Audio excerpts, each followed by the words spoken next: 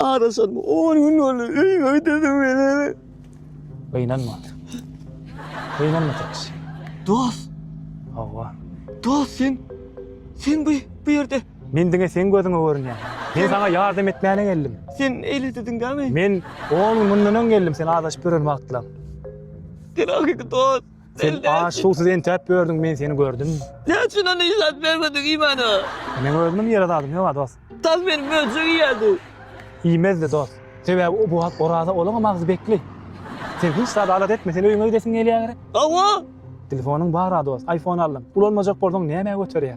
Ba. Kantof için götürülme değil ok. İçinde saray programı var mı dost? Ba. Şonun içinde samolyot, bilet alınyan yerler var. Ben ne cüzdanı samolyotun söyleyeyim mi? Yok dost. Şonun içinde täze daha koşully taksi hyzmaty.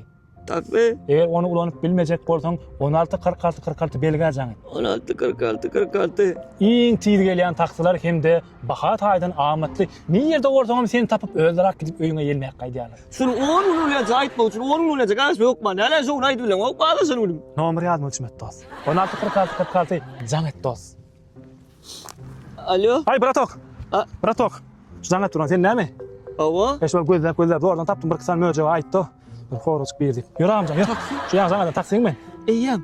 Eýem amjam, eýem. Yür öýüňe gideler. Eyyem, Susansın sen ha? Susadım. Ýöne bir küçük suw içmeler var. Eyyem.